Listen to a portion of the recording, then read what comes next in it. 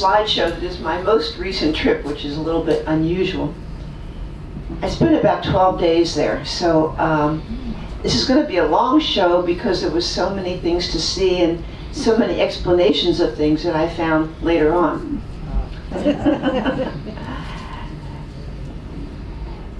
I hope this is what this is. That would take many months, I think, to talk about everything. I didn't see anybody with a cell phone, but they are certainly pushing them there. So this is who went. On the left is Greg, our guide. He is a high school teacher in Santa Barbara. He's been to Papua New Guinea 38 times leading these tours. And a friend of mine told me about him and the tour, which is how I stumbled across it. I have to say it was the most expensive trip I've ever taken, but worth it, I think. So I took my daughter, Kamala. You'll see her a lot because she's a lot more active than I. And 9 other people went, different interesting people, all Americans. So my daughter is actually an Australian, not by birth, of course. So there it is. I flew to Brisbane, spent a couple of days in Brisbane, near where my daughter lives, in Queensland, and then we flew from Brisbane to Port Moresby, the capital of Papua New Guinea. But you notice at some point in Australia, it's quite close to Papua New Guinea. This trip took 3.5 hours, but actually it's much closer to that at some points. So I can explain the rest of it.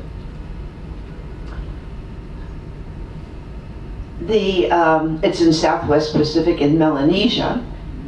It's the world's 2nd largest island. That is the whole thing, Papua New Guinea and the other side of it, after Greenland. It covers 786,000 kilometers and is the largest wholly or partly within the southern hemisphere. So, let's see. No, I'm just going to show you where the equator is. So the point is, the island is divided. The whole thing is called New Guinea, but this is Papua New Guinea, which is an independent country, part of the British Commonwealth. And this used to be called Irian Jaya. You see West Irian Jaya up here. And it's now called Papua. I don't know why. But it belongs to Indonesia. I've never been there. Has anybody been there? Some people on our trip had been there. I think it's a lot like Papua New Guinea, except Papua New Guinea is now become a very Christian country, even though there's a lot of animism and other kinds of religions there. Of course, Indonesia is a Muslim country predominantly. The whole island, all of New Guinea, is 11 million people. And there is evidence that humans have been there for 50,000 years. Or 50,000 BC, that's even more. There's about 1,000 different tribal groups on the whole island and an equivalent number of separate languages, which makes New Guinea the most linguistically diverse area in the world.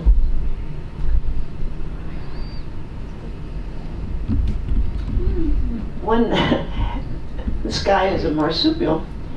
One notable feature in common for the 2 land masses is the existence of several species of marsupial mammals, including some kangaroos. I didn't see any, I don't think there are too many, and possums, which are not found elsewhere, and then this little guy.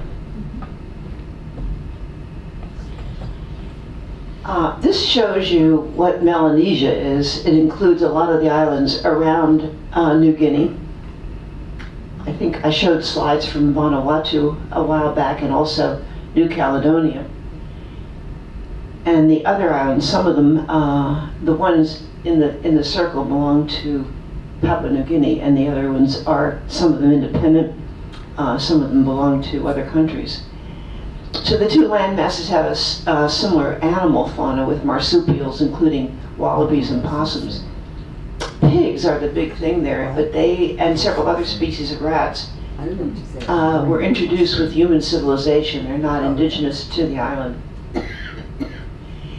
Following the Treaty of Versailles, the German portion was awarded to Australia, which was already governing the British claim.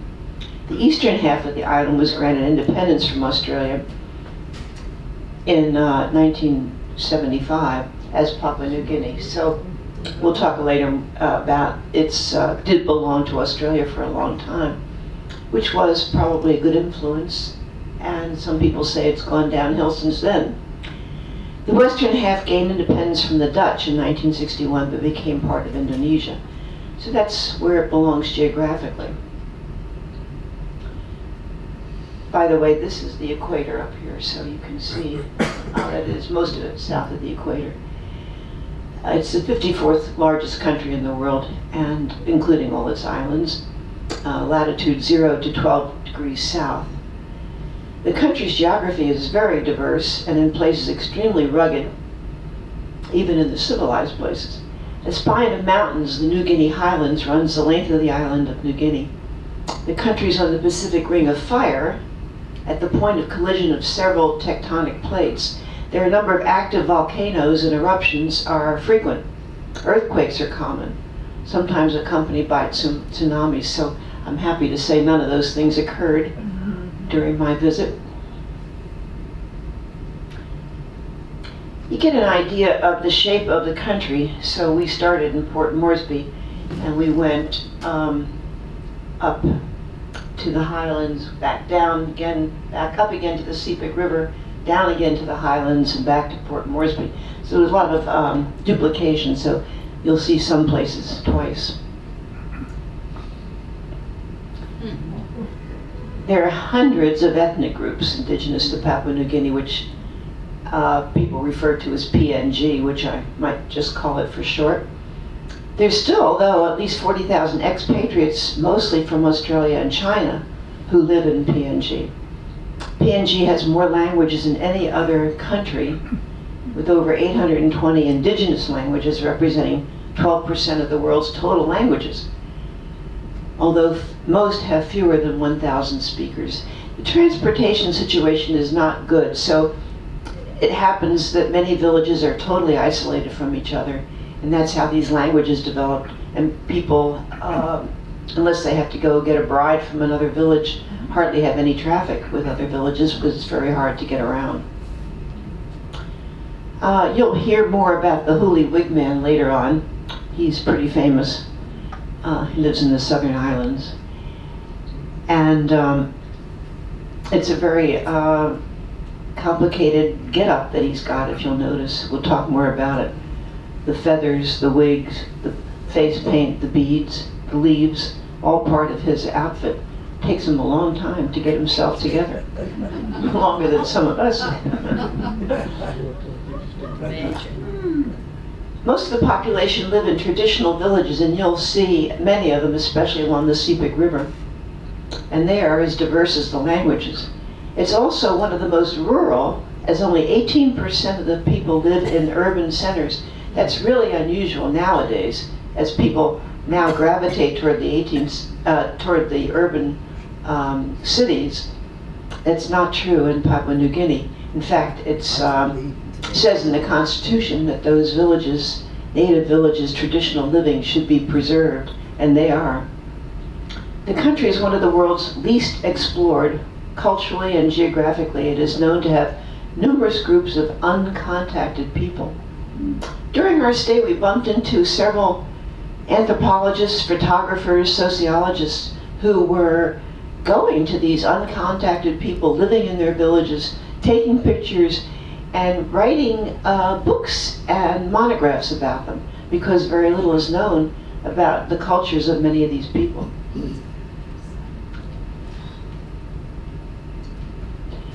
So this is the national emblem, and this is the flag, and you'll notice the birds of paradise are predominant in both.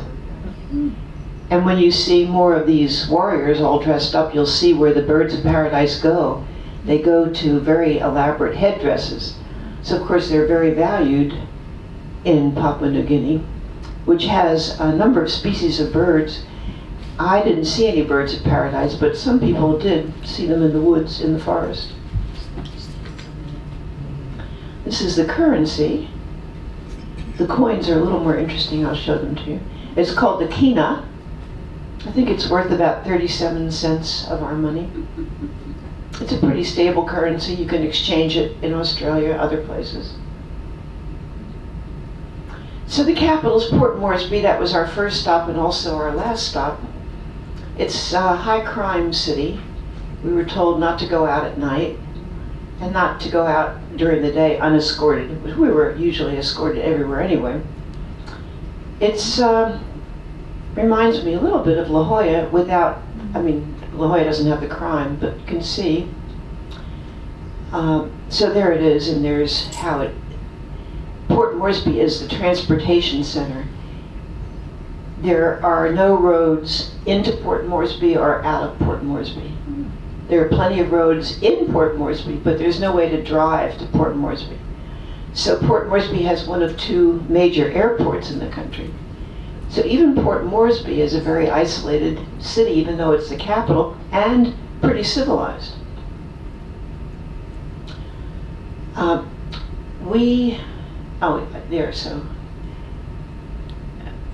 That's what I just said. So this is a little brochure from our hotel, which is called the Airways Hotel. I wasn't expecting very much. I thought it was a hotel at the airport. Actually, it's a 5-star, 10-star, I don't know, extremely luxurious hotel, very well run, an amazing hotel, not the kind of hotel I usually stay in, actually. And not typical for the kind of hotels we stayed in on the rest of the trip. There it is. They have hot and cold running butlers who speak perfect English. It's very beautifully appointed. So English is the language of the government and the education system. We were very surprised in the two schools we went to know that the language of instruction is English. But it's not widely spoken. The primary lingua franca of the country is talk pidgin, pissin. If you sound it out, you can make it out what it is. It's pidgin, in which that's what most of the debate in Parliament is conducted in pidgin. This is a very quick guide to pidgin, which would take a little translating, I think. Not that hard, but you could learn it fairly quickly. There's hello. And wara is water. Sounds like Barbara Waters. Baggage is cargo. Plus is place. So that's how they talk. It's hard to listen to. You can't figure it out right away. This is a glossary of pidgin, which doesn't help too much. But you can see that words are not totally unfamiliar.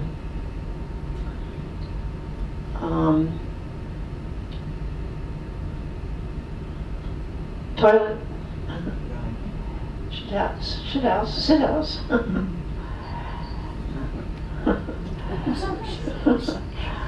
House, money. Oh, there's one. It's an interesting language.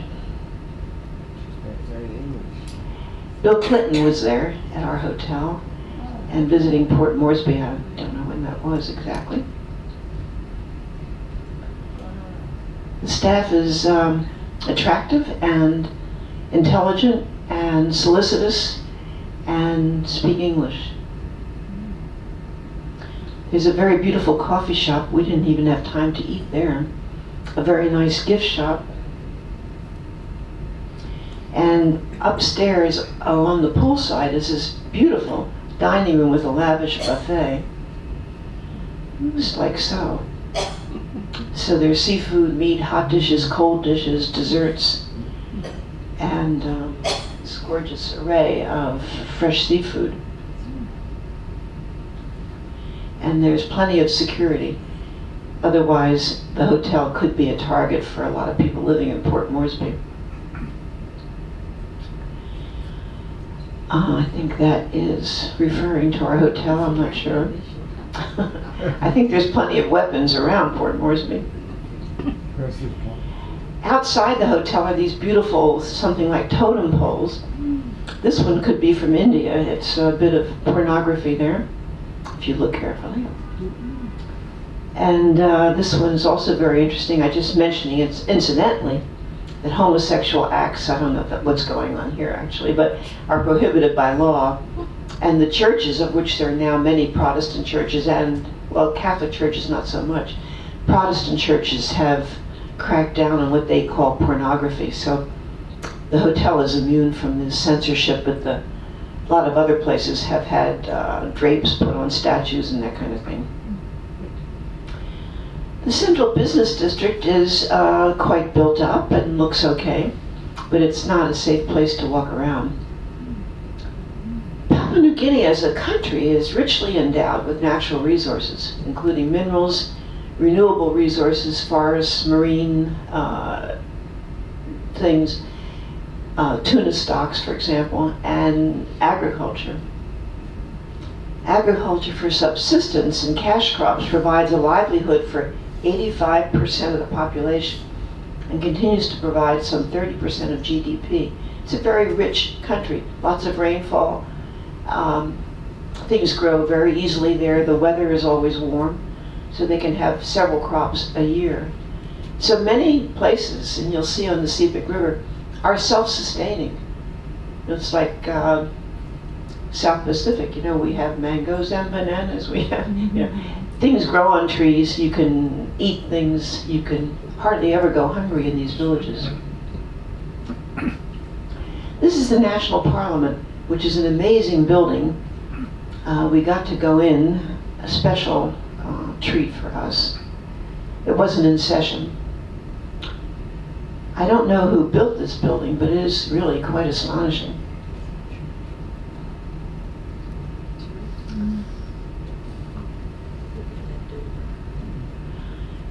It appears on the stamps.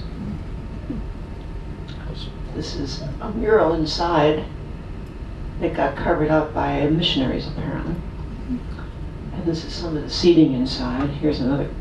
I didn't take these pictures because you can't take pictures there, and they were keeping an eye on me. But it's an amazing, beautiful building. Not an outstanding parliament. It's known for its corruption. But it's a big deal to get elected to parliament, and there was a parliamentary election going on over there. You'll see some of the flyers and things. So this is one of the murals. Parliament may make laws having, but anyway, that's part of the saying, and that's not the whole saying. This is really a magnificent tile mural. But don't chew betel nut when you go in there. Betel nut's very popular. People chew it first thing as soon as they get up in the morning. I'm not sure what it does. I guess it's a bit of a stimulant. And it leaves the teeth red. So remember Bloody Mary, chewing betel nut. It's common among a lot of the islands in the South Seas and Melanesia. But not in Parliament. And here's the Queen. Surprised me that she's still the Queen of the Commonwealth, and so she is the sovereign of even Papua New Guinea and has a representative there. And the governors general are elected by the legislature, and this is a residual from when Papua New Guinea was part of Australia. And they actually voted to stay as part of the Commonwealth because they felt it gave them more status, and not sure why, but it seems unusual to see her picture around there. There aren't too many pictures of white women around Papua New Guinea. These are just incidental factoids that malaria is a leading cause of death and illness in New Guinea, the whole island. I took malaria pills. I think we all did. But strangely enough, even though we dreaded a couple of things, we dreaded being cold in the north and the highlands, and we dreaded running into a lot of mosquitoes. Neither one of those things happened. There were a few mosquitoes, but not very many. I've been to places where there are more mosquitoes. But Papua New Guinea has the highest incidence of HIV and AIDS in the Pacific region. There's a lot of sexual abuse, particularly of minor girls. 96% of people identify themselves as members of a Christian church, really astonishing. Only 1.4 were not Christian, and 3.1 did not answer the question, and nobody stated they had no religion. But as in many places, many combine their Christian faith with their traditional indigenous religious practices. There's a lot of sorcery, belief in magic, and that kind of thing. Protestants are 70% of the population, mostly Lutherans. Seventh-day Adventists are very big there, and different Pentecostal denominations. Catholics are 25%. And prevalent among traditional tribes is the belief in Masalai, or evil spirits, which are blamed for poisoning people. A lot of people told us that they were victims or they used sorcery to poison people, causing calamity and death, and the practice of sorcery. So it's a very popular thing. Even well-educated Papua New Guineans seem to tell us that they used sorcery. This is a picture of Port Moresby. As you can see, it's a very attractive site. It has water all around. It's very hilly. The buildings are white. It's fairly clean. But this is barbed wire here. And you'll see a little bit more. Called Port Moresby, and it's also abbreviated as POM. It's the capital, largest city, and on the Gulf of Papua. It became a trade center in the 19th century, and during World War II, the Japanese were very prevalent there, and there was battles, which we'll talk about a little later. The Japanese were trying to cut Australia off from Southeast Asia, and fortunately they weren't successful. It has a population of about 300,000, 400,000, and a high growth rate, 2.1%. Named after Captain John Moresby, who came to see it in 1873. There's an outstanding art museum, which we'll see at the end, and Parliament House, which you saw, and the Airways Hotel. It is really a beautiful hotel. Not safe. But there are beautiful homes with a view of the sea, surrounded by electrified barbed wire. So this is what it looks like, not unlike La Jolla. Beautiful beach, lovely views of the water, and close-up of that is the Korean flag. That could be the Korean embassy. There are a lot of Koreans actually in Papua New Guinea, as well as Chinese. And then here is the barbed wire. So many of these very beautiful homes are highly protected. Again, poor transport makes it very hard for people to communicate with each other. There are a lot of roads in Port Moresby which apparently were built by the Chinese. They're very good at building roads, as they are in Africa and other places. Papua New Guinea has 6 universities and other tertiary institutions. The big one is in Port Moresby, University of Papua New Guinea, and another one in the second largest city, which is Leh, which we didn't go to. It's interesting that we encountered a few people who had gone to university. It's not an easy thing for people to do because often they're ostracized by their villages. So they come back and the villages think they're uppity and they don't pay much attention to them. Often they become great leaders, but sometimes the obstacles are too great, and so they wind up in university positions with nothing to do with their villages. Turtles. This, I think, is the first native Papua New Guinean cardinal, just recently appointed by Pope Francis.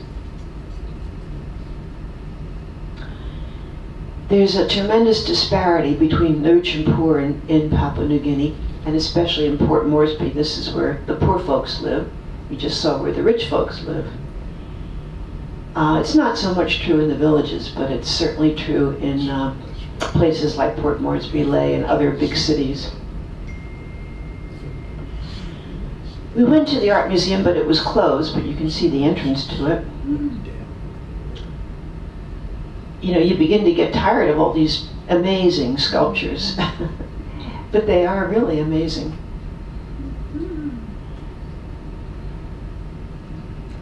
complex, symbolic, beautiful colors, excellent, excellent work. So we'll come back at the end of our trip when the museum is open. So next we go to the Highlands. There's a lot of repetition on this trip. We go up to the Highlands, back down to the Sepik, or upwards, wherever the Sepik is, back down to the Highlands again, and back down to Port Moresby again, and some things in between. So this is Air New Guinea. I was trying to spell it when I was spelling it before. It's not New Guinea, it's New Guinea, using pidgin. This airline, no, it's not. I'll show you something of it. So here's signs at the airport about this Mount Hagen cultural show, which is this big Sing Sing that we go to at the end of the trip. You'll see. But you see these amazing costumes.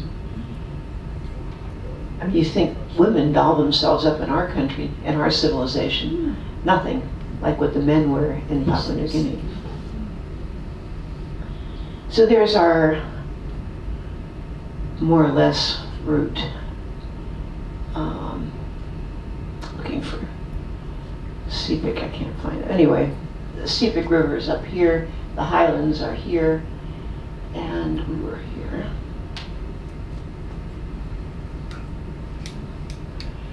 The first stop in the Highlands was this open market that we went to. And these people, there's plenty of food, fresh fruit, fish, vegetables. And the people are very friendly. Even the men who are so dressed up as warriors, very friendly.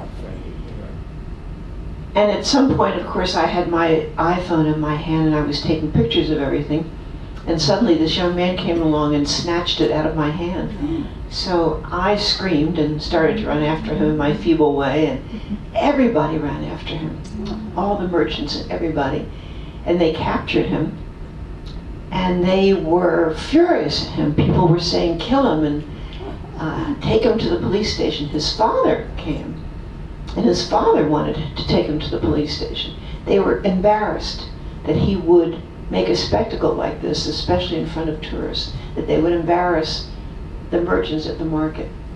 So of course I got my phone back, but it was a very interesting demonstration of solidarity. I had never seen anything like it.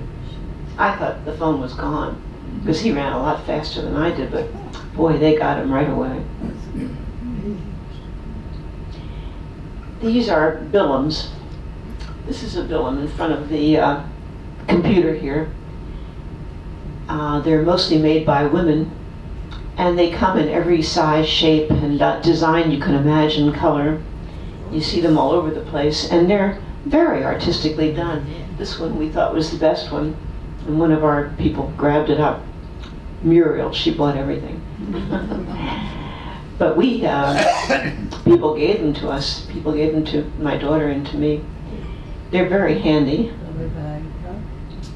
This is not a billum carrying this baby, but nor is this a billum hanging over. That's a like a flour sack or something. But all along the wall are billums for sale. It's a great invention, actually. They're very expandable. She has a nice billum.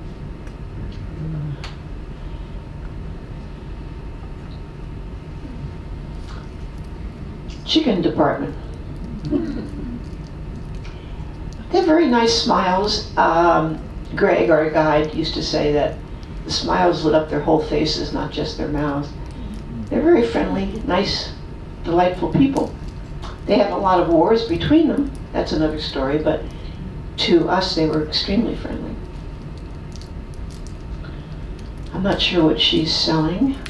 This is a very large billum over here. Where did I see that? Anyway, over here somewhere. And Grandma's bringing her grandchild. This is the material that people use to make their billums. This is a guy who looked like he belonged to the French Foreign Legion. I'm not sure what he was doing there.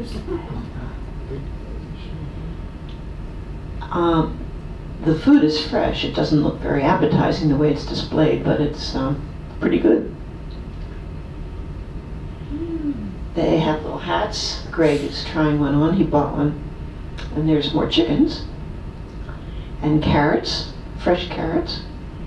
There's a big controversy about the Aboriginals in Australia and whether they were related to the Papua New Guinea people. And I don't think they are. Except this woman, who looks very much like an Australian Aborigine, just incidentally. And you can see it's still prestigious to carry something from Australia. I'm not sure what these are. Garlic, I'm not sure. Red peppers. So my daughter was interested in going native. She wanted to wear what the natives wore. She got actually to be very friendly with the native people.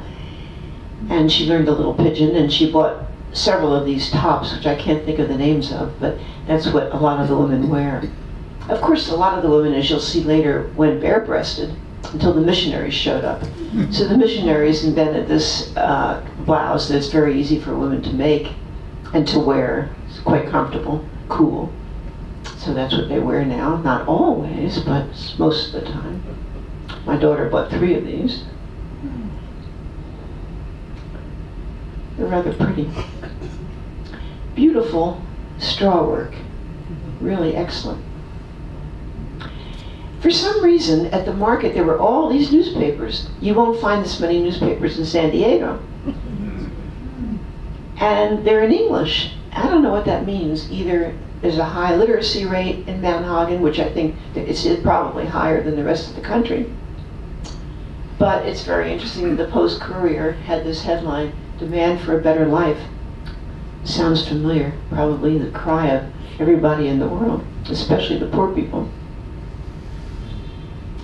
This is an amazing grocery store right in the middle of the shopping area there, not far from that open-air grocery. It's called Best Buy. It very well could be run by Chinese people, I'm not sure, but look at all the stuff it has there. Chocolates, peanut butter, canned vegetables. Why would you need canned vegetables? But they buy them.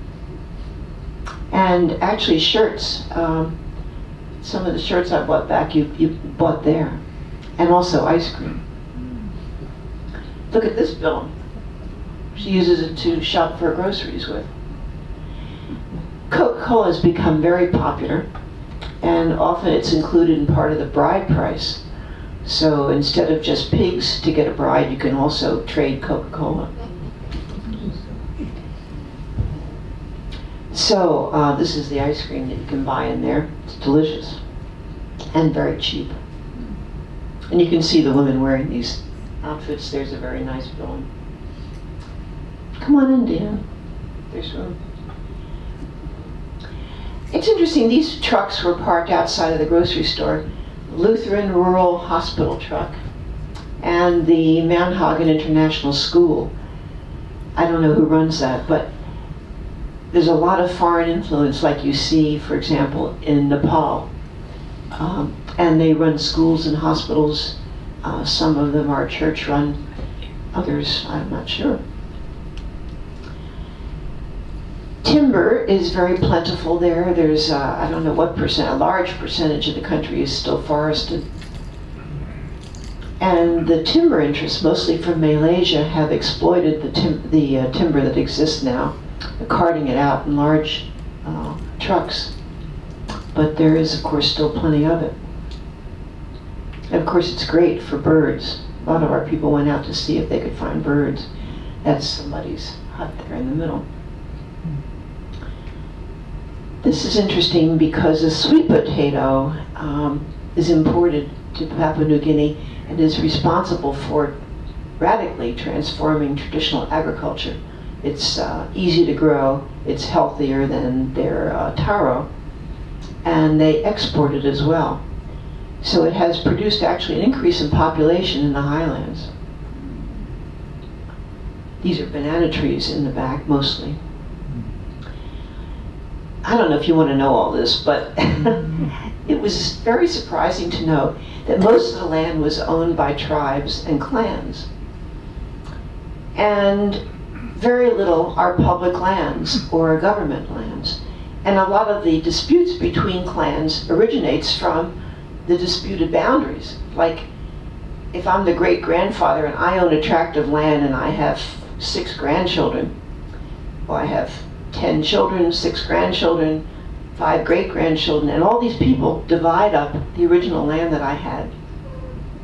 You can imagine that the boundaries are often disputed. But the government doesn't own any of the land, and so it's very hard to develop it. The land that's not under government control, 3%, is called alienated land, and it's either held privately, which is very unusual, or it's government land. I don't want to go into this anymore, but it's a very interesting way to hold land. This is what's going on in Manhagan Village. Not much. This is the same village where the big market was and where the Best Buy was. So there's a lot of consuming going on there. This guy has a mohawk. You can see how the women dress.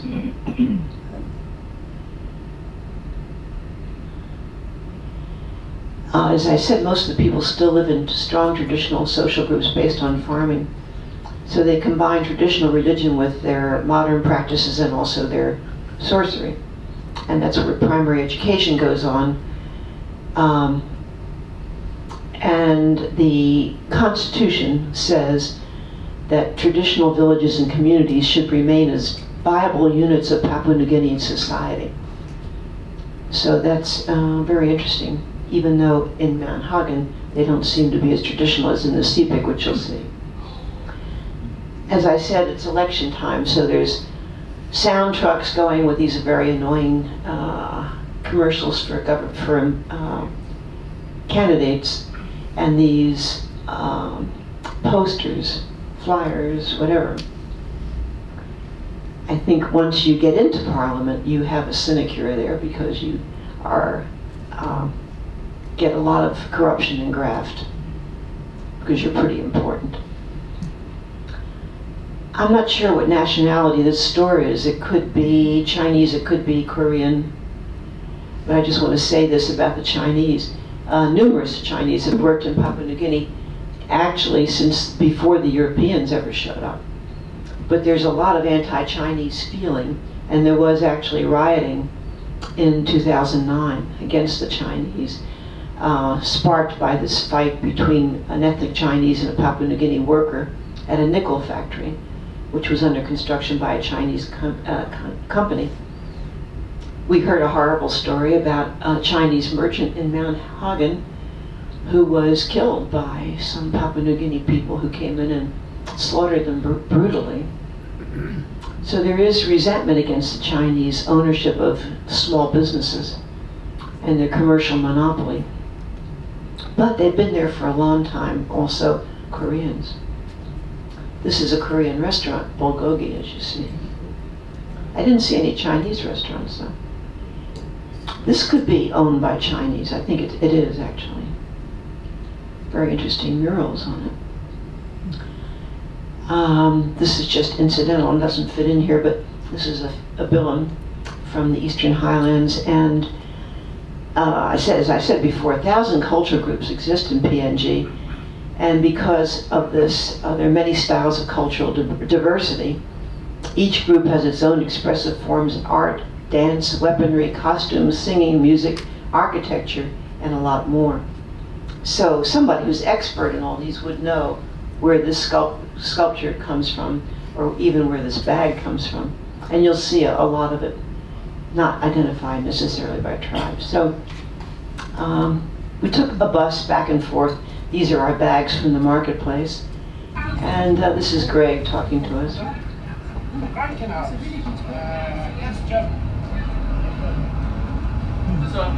So kill him, make him die machine, or kill him die machine. Kill him die machine. Translates to what? Some machine that kills. No. He's trying to make him say gun. Stop. Yeah. Make him die.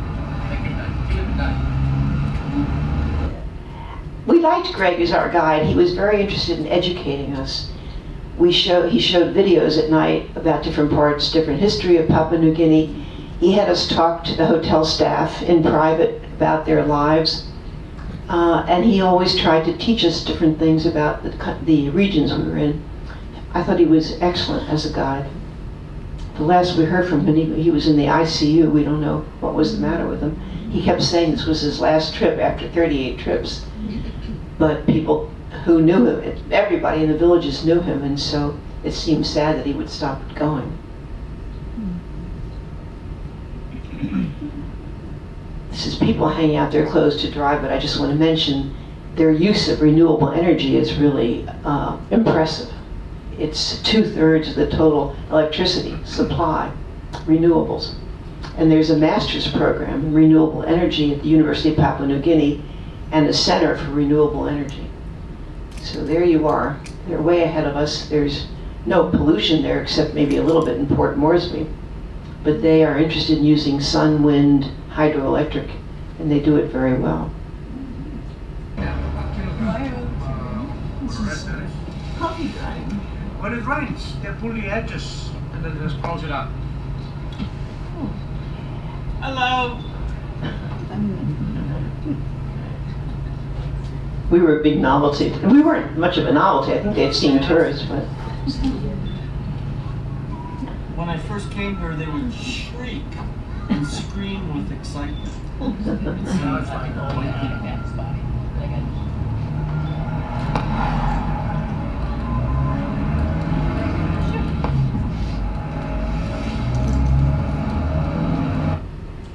the nice part is the kids do not have their hands out.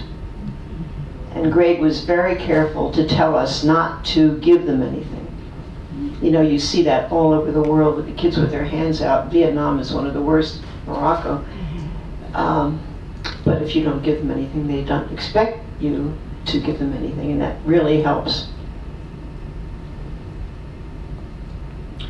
This is a village house. Unlike the villages in the Sepik River, this is a lot more substantial. It's on stilts because they do have flooding. But there's like something like windows there. A metal roof. You don't see this on the river. But you see that all around this house are fruit trees, mangoes, bananas, all sorts of things that make life self-sustaining. Electricity and television. Television, maybe so. This is a ceremony that I don't know much about. Malagan ceremonies refer to the rites carried out after burial and mourning, and the masks, figures, and poles made for these occasions. A lot of the art that you see in New Guinea has the symbolism, either they're art for wars, or for settling disputes, or for funerals, or for different celebrations. So this is aspects of the deceased person and the relationship with their community are represented through human and animal motifs and masks such as these. It's not a time for grief. It's a time for celebration and helping souls pass into the spirit world. You don't really understand these masks when you see them en masse, but they all do have a meaning. I'm not even sure I have the right chronology for this, but we went to this small hotel and saw this performance and had lunch there. Yeah. We are in our bus again. I'm not sure she came from this village, but she came out one time and Greg called her his village wife. Now she would be bare-breasted if it weren't for the bilum that she's wearing on her chest. She was adorable. But they gave us a performance of these scouts, and they raised the flag. There's the New Guinea flag. And you can see how lush the surroundings are here. They're actually very proud of their gardens. These lemon-looking things, if you touch them, they feel like plastic. They're not edible, but they're beautiful. Decorative, not fruit because they're not edible. There's jungles, forests all around here. Of course, there's my daughter taking a walk. Every time there was a walk opportunity, she took it. Unlike me, I sat down, but she took it. So it's interesting that at the current rates of deforestation, which are not obvious because there's so much forest, more than half of Papua New Guinea's forest could be lost or seriously degraded by 2021. And that's the timber industry, mostly Malaysian. Nearly 1/4 of Papua New Guinea's rainforests were damaged or destroyed between 1972 and 2002. So some of it by natural disasters, but some of it through exploitation of their resources. There's very few, there's no big animals in the woods. I don't think there are any snakes. It's pretty benign, the animal life there. You don't see elephants, lions, tigers, none of them. You see this guy, tree kangaroo, but he's in a cage. Look at him, he is so cute.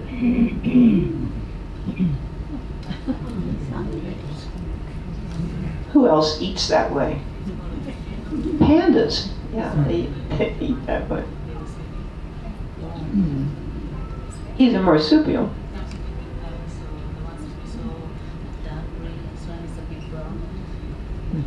Those are guides telling us about this guy. Is that bamboo? I think it's bamboo. I think he's not as discriminating as pandas are. This is a little dance that you will see again later in the Sing Sing. These guys got dressed up to show us this. Here we go.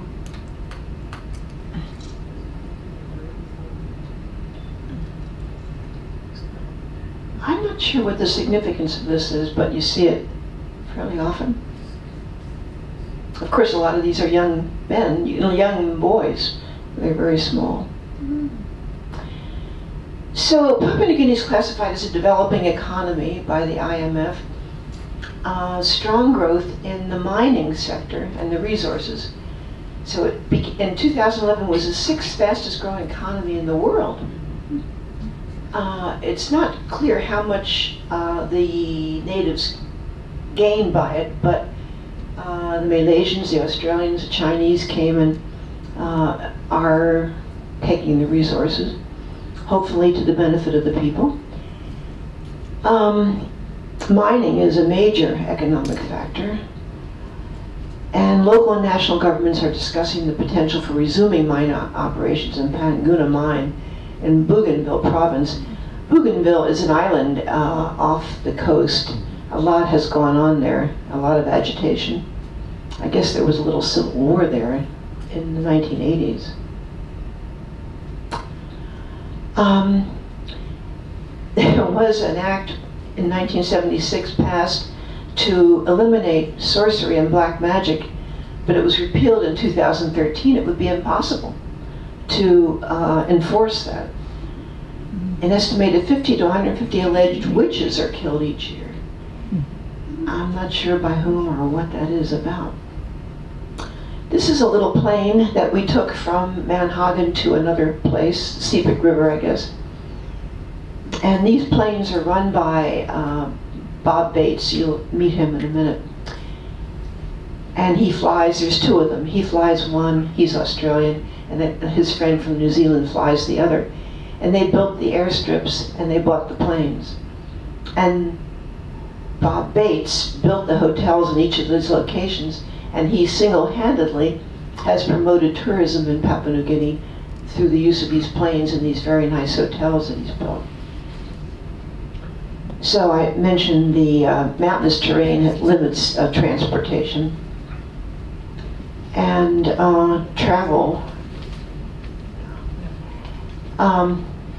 So airplanes made it impossible to open up the country, but there is still very few, just the 2 airports that I mentioned. And here we are off to the Sepik River for 3 days. This is a 9-seater plane. There's 12 of us, so we had another small plane. This was a very important highlight of our trip, being on the Sepik River and its tributaries. The Sepik is a very long river, and we were not on all of it, but that's the area it's in, the northeast part of the country. And this is how it rambles along, with tributaries going out on all sides. The Sepik area is where the major source of art is. You can see how it winds around.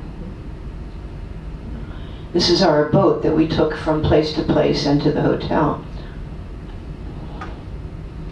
This is our crew.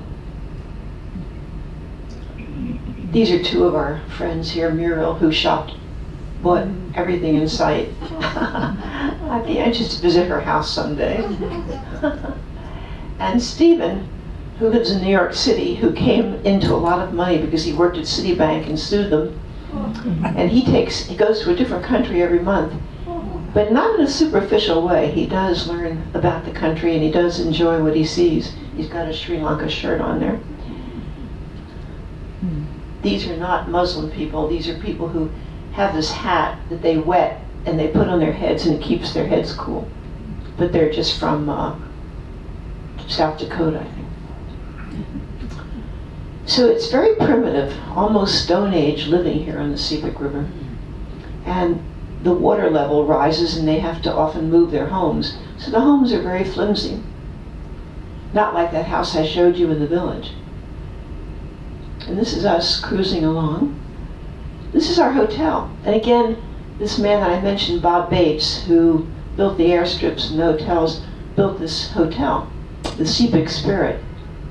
The nice part about his hotels is that they are unassuming, they're comfortable, and they contain a lot of beautiful artifacts that he collects from the local areas.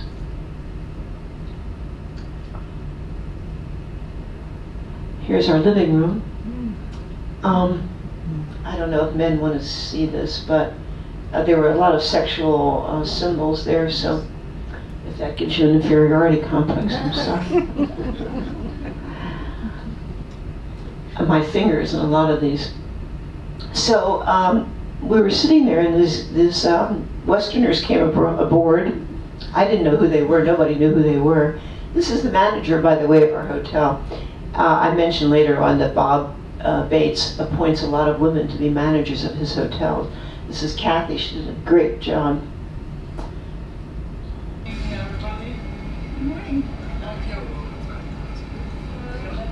I thought it was a pirate invasion myself. Pictures of the pirates.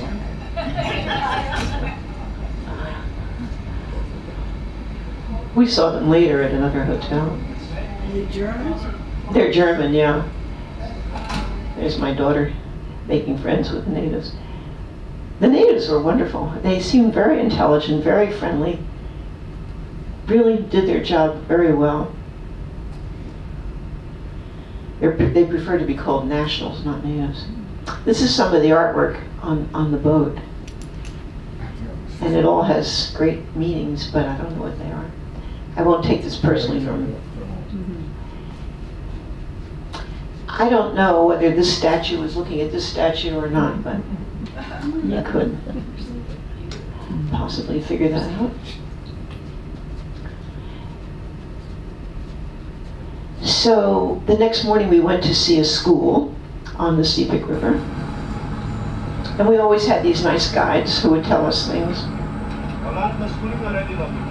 I can't see what he's saying exactly, though.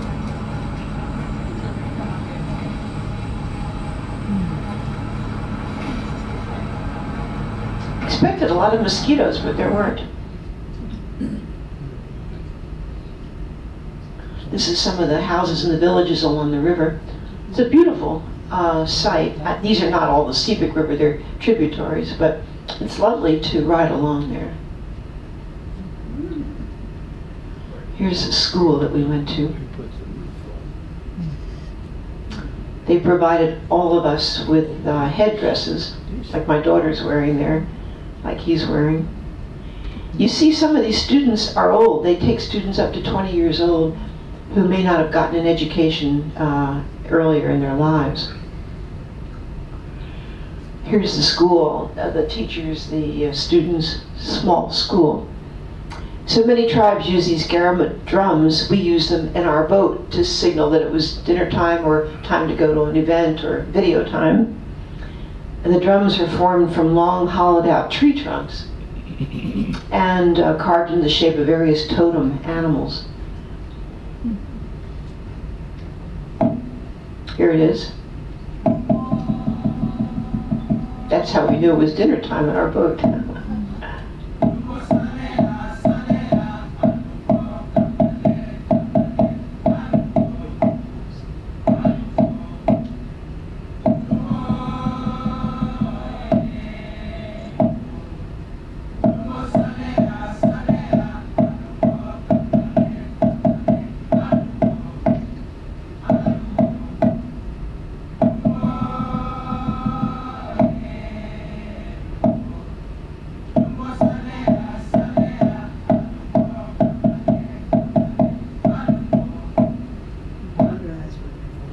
one of the most outstanding dances that I ever saw, but very nice. And they don't ordinarily wear grass skirts. They call this arse grass. Pigeon.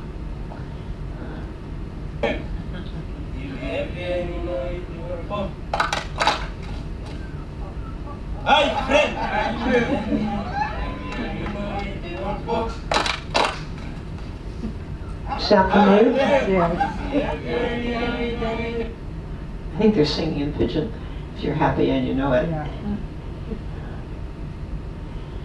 This is the outside.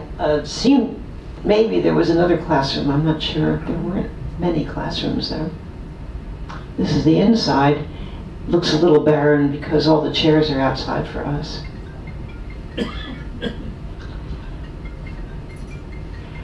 I found these two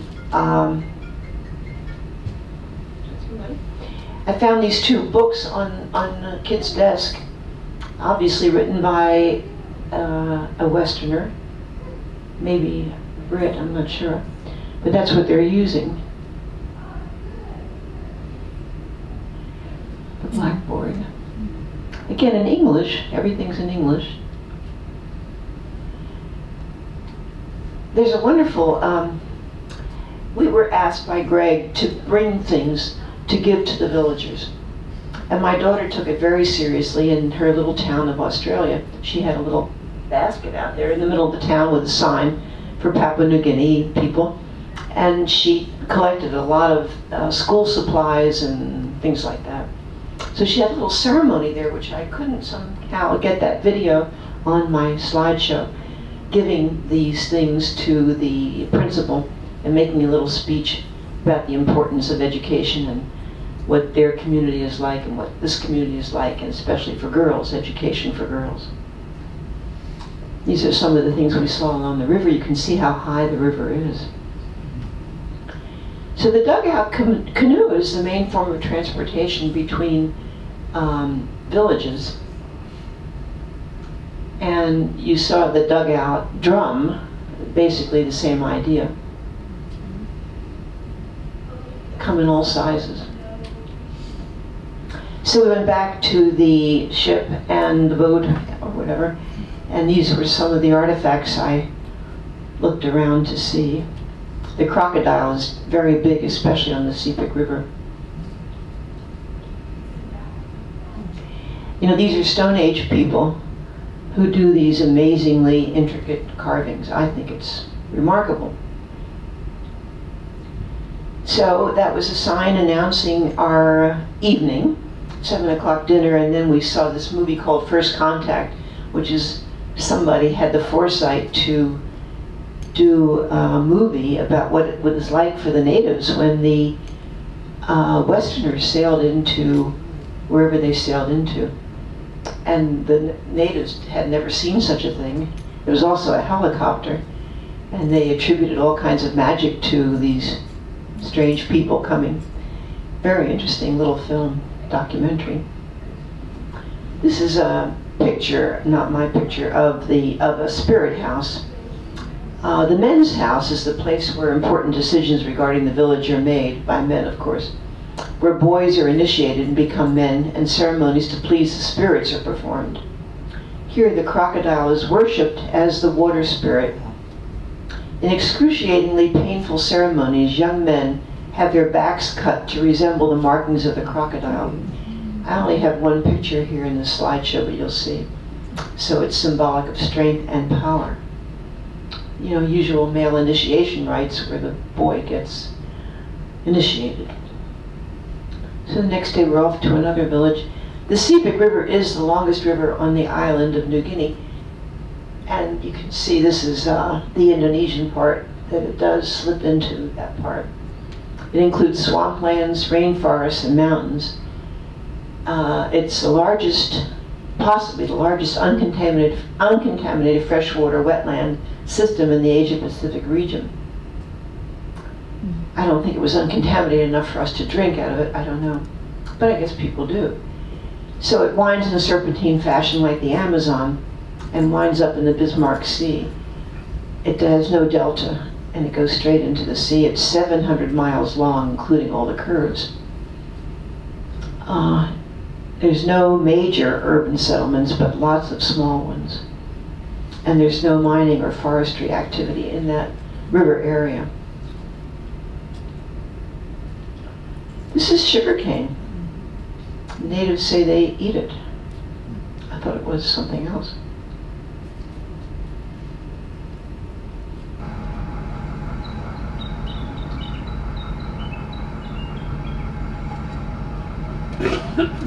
Is the water sanctuary Is the water what? clean? It's supposed to be uncontaminated. No. It's muddy. You can't see it. Can't see down because it flows so much. It creates a lot of mud. We were taking a shortcut through all these greeneries there. Have to go on to the next. We have so much to see here. There's a pretty nice house. So people typically live in villages that rely on subsistence farming. It's called even a subsistence abundance. There's plenty for people to eat. In some areas, people hunt and collect wild plants, such as yam roots, as supplement to their diet. And those who become skilled in hunting, farming, and fishing earn a great deal of respect because they do rely on that protein. Just in case you were wondering, although by the late 20th century, headhunting and cannibalism had been practically eradicated, in the past they were practiced in many parts of the country as part of rituals related to warfare and taking in enemy spirits or powers. This is a quote: "The most fully documented instances of cannibalism as a social institution come from New Guinea, where headhunting and ritual cannibalism survived in certain isolated areas into the 50s, 60s, and 70s, and still leave traces within certain social groups." I was pondering about what to wear, and somebody said, just bring barbecue sauce. But that's not true anymore. So life in the Sepik revolves around the river, with men paddling narrow dugout canoes full of goods for trade, women fishing or making sago, and children cheerfully swinging from trees to splash down in the river.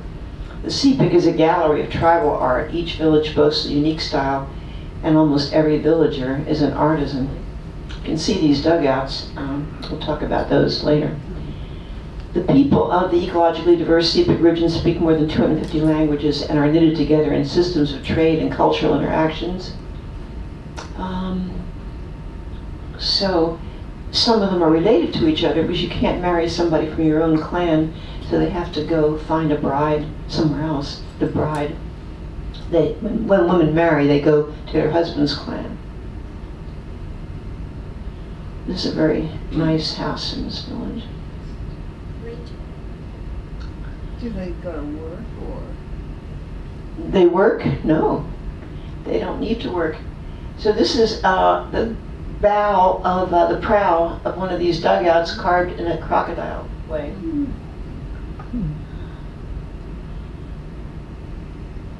That the women come out with their natural products and they dye their fibers or whatever streams, which then make these little bags and baskets to swords.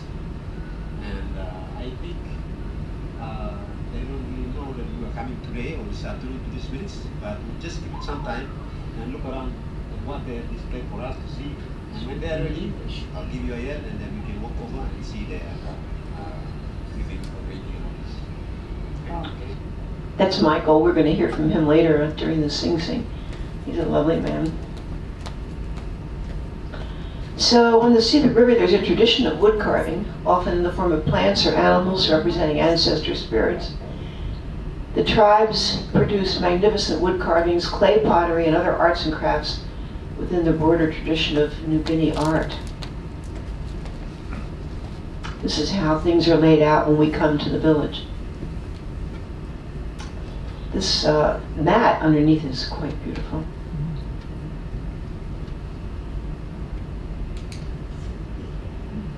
Some of these are very valuable pieces, and they're sheltered under this covering. Do they have many children, or? Yeah, they have a lot of children. Yeah.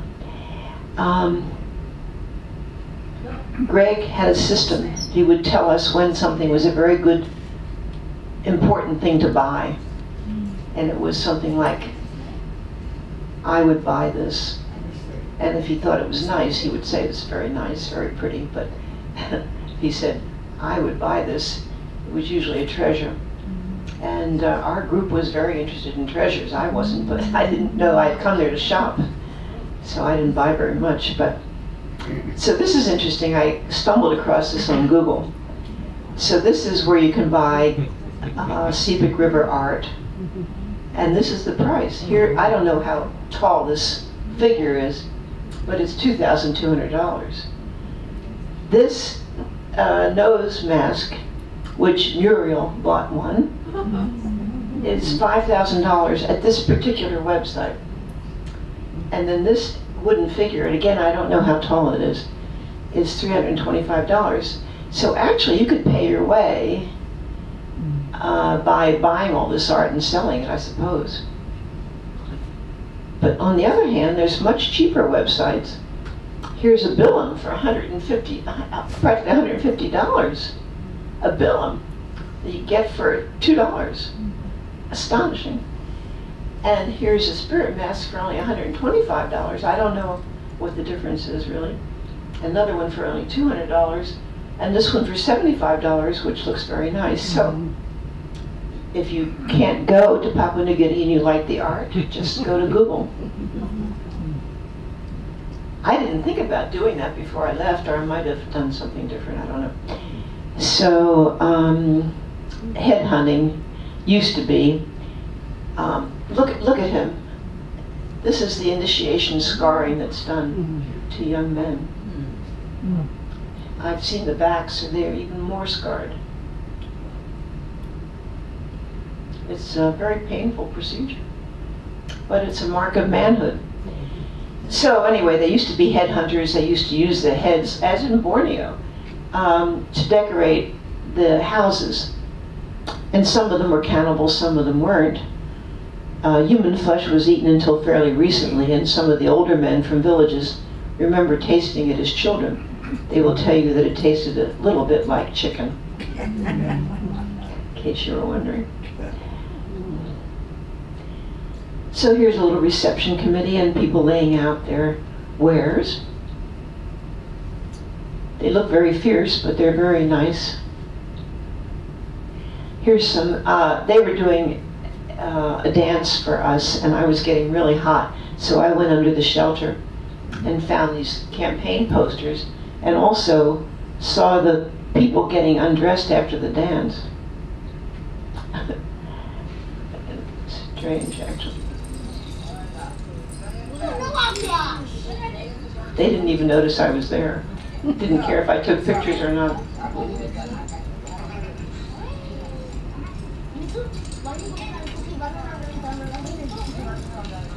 They were all bedecked in beads and leaves and feathers and everything. She seems to have carvings on her back.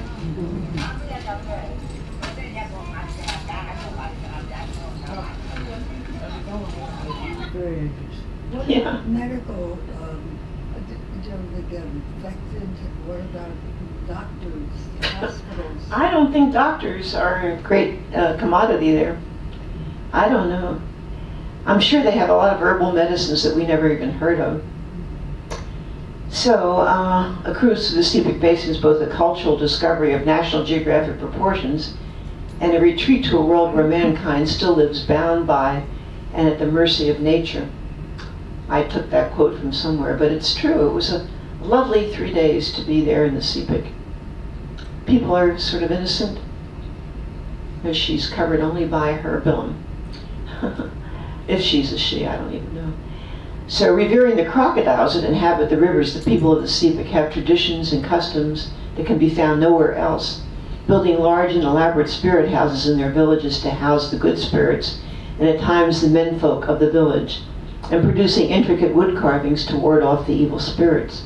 The staple foodstuffs are fish and sago, and sweet potatoes too, extracted from the pith of the sago palm. It's a starch, not very nutritious. But they seemed healthy enough. Along the banks of the river and its many tributaries live sparsely scattered remote villages, scarcely contacted by the outside world, where people live a lifestyle that has changed little for thousands of years. And that is remarkable, to be able to see something like that. We went to one village, what they called themselves Village at the End of the World. They had nice artifacts that they sold. Huh? So you say, are there kids there? Every time our boat pulled in, all these kids showed up. And this village had these totem poles, very elaborate, sort of like the ones out front of the hotel. A nice picture, isn't it? Very serene.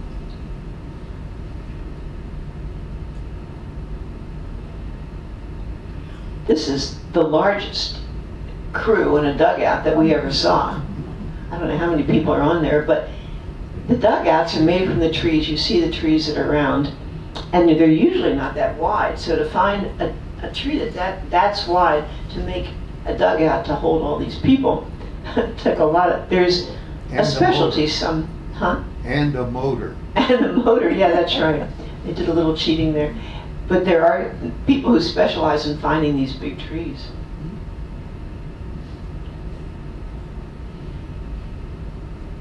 Here's a little dugout convention.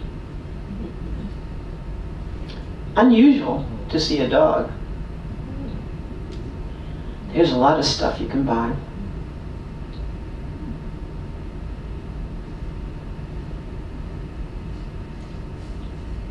I don't know which sex makes which.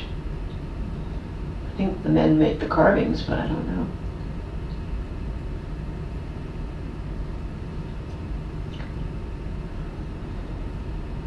There's Muriel modeling these 3 shell bracelets, necklaces, I mean. The round bone, I think, is a pig, wild boar bone or something. Mm-hmm. Horn. Tusk. I think she bought all 3. I have one here. This was a very nice lady. My daughter made friends with her. I think she gave us a billion each. I found the natives to be very intelligent, among, besides being cheerful and friendly. These are people from our hotel that we made friends with. That woman is Lena. We'll come across her later. She runs the hotel that we stayed at. And the schools, do they speak different languages? They do, but they all speak Pidgin and they all speak English if they work at the hotel. These are really nice. What are the schools like? What do they teach them? Well, let's talk about it afterwards. Oh, okay. Yeah. So 40% of the population lives a self-sustainable natural lifestyle with no access to capital from anywhere in the world. It's really remarkable. My daughter thought it was completely idyllic to be able to pick your food off the trees and your fish out of the water and to not need anything, stores, money, anything. I haven't seen any livestock, pigs or whatever. No, there are pigs lurking there because pigs are a form of currency. And people who can hunt pigs are very valued. There's plenty of fish around. So, okay, we know this, I think. That was an amazing mask, by the way, I think.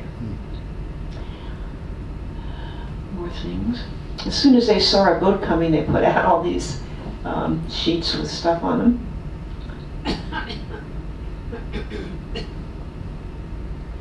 Muriel bought this. This is very valuable. I think if you look this up on Google, it probably cost $5,000. There she is in it. Oh my God. Now, It's an improvement. No. you pay in New Guinea currency? Yeah, you pay in kinas, yeah. Where does Muriel live? I don't remember. Georgia, I think. So this is this guy here.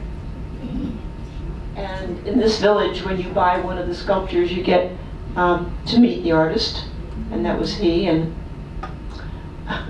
big deal for my little purchase.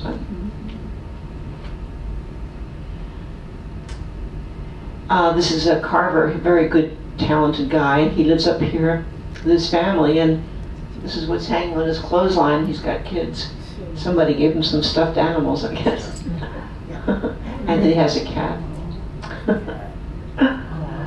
Okay, so these are the long-nosed masks. You saw those on Google for $5,500. Guess who bought one? Yeah. They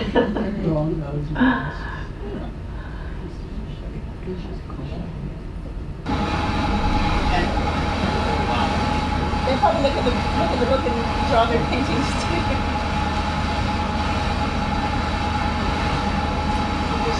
I was suggesting that the artist has a book like this where he gets his inspiration, but probably not true. Here's our hotel and our dining room. So these are the dugout carvers. I'm not going to get through this by 12 o'clock. Maybe I'll do part 2 next week or something. Okay. This is a whole carving village here. Not a village, but just a few men. It's Michael again. What is it? I'm not sure what kind of wood it is. Also a many wild meats. You're getting We free. don't need the fruit, but the couscous. Bad, they like this. It's hot out there.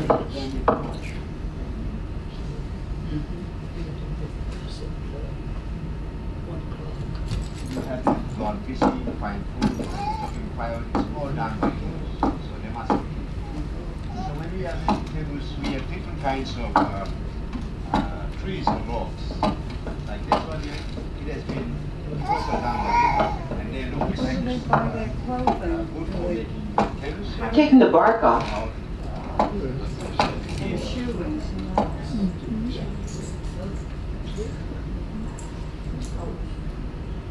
He's carving a flute, or maybe a blowgun, or both, I'm not sure. There's a sea eagle sitting there, in this little hangout there, and they're grilling fish. Maybe that's why the sea eagle's sitting there, I don't know. Looks pretty good. Okay. I don't know. There he is. They also did these.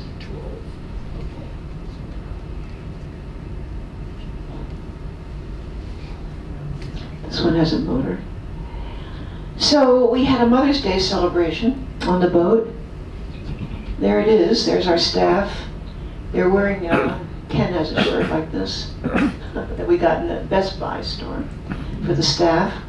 And there's Kathy, who's running the boat. Here's our Mother's Day cake. It's delicious. The staff likes to make these cakes so they can eat them. We ate them too, of course. I don't know where this came from, but they get a lot of t-shirts, you know, from our stores. So that was our last boat ride, and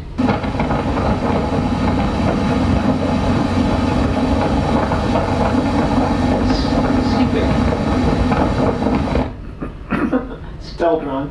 Spell check was crazy. So this is the airport airstrip, I guess. You can see Muriel's nose mask and her other mask. And there's our 9-seater plane. There you are. Yeah, she's wearing my necklace. So then four of us couldn't get on the plane, and so we volunteered to go to the Karawari Lodge, which is one of Bob Bates's lodges. And when I had an epiphany there, because I thought the art was so outstanding that I finally understood why people like Michael Rockefeller would go to Papua New Guinea for art at the risk of their lives to get this stuff. I just thought it was amazing. My daughter was not impressed, but there's more of those. This is Bob, and he's now 76. He's been in Papua New Guinea for over 50 years. He's created these 7 beautiful lodges, bought these 2 airplanes, created these airstrips, and done a lot of other things. This is his second wife, Pauline, very nice woman who runs the next lodge that we go to. And her son from Canada and his wife and daughter are living there now. We enjoyed all of them. This is Bob when he was young. And he is so unassuming that you think he's the janitor or something. He won an an order of the British Empire from the Queen, but he hides it away. Nobody has ever seen it.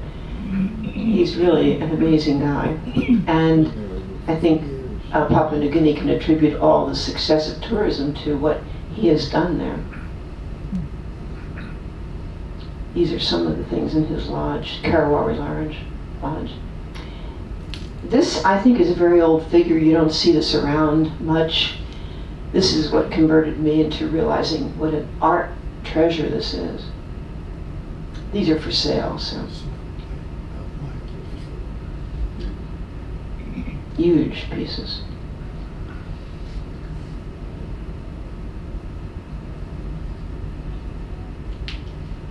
We didn't stay at this lodge, it was just a stopover. It's a coffee table. Okay, so somebody's asked about Michael Rockefeller, of course.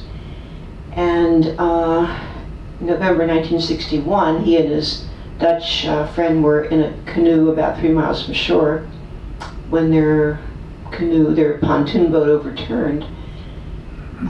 The guides swam for help, and then Rockefeller decided to swim for shore, which was about 12 miles away. After that, he was never seen again. His colleague was rescued the next day. And of course his mother gave a lot of money for the search, but he just disappeared. There are lots of horror stories about what could have happened to him, but really nobody knows. He was declared legally dead in 1964. And he was looking for art for his father's Museum of Primitive Art.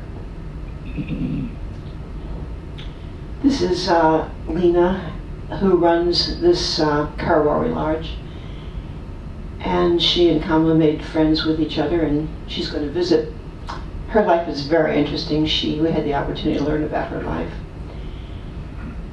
And as I said, in Bob's lodges, most of the managers are women.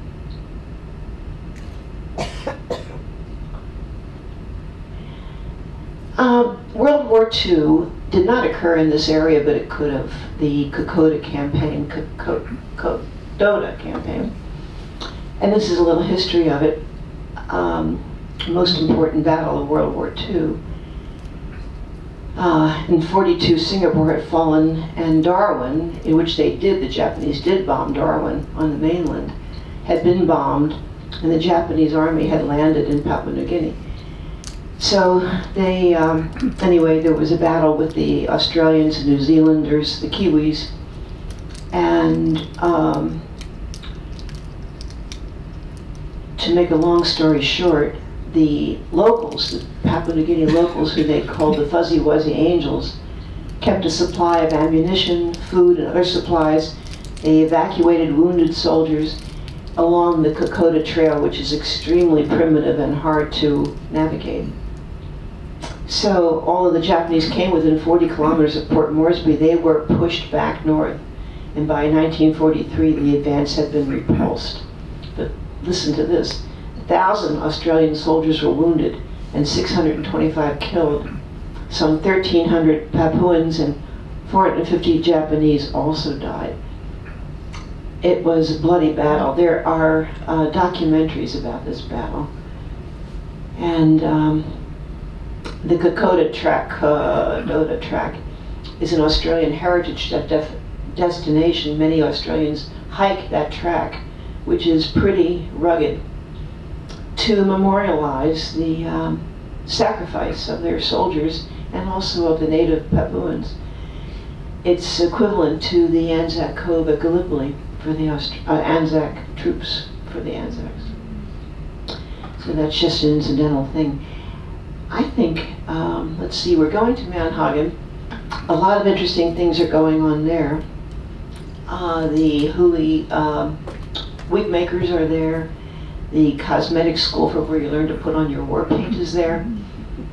Eventually the Sing Sing is there.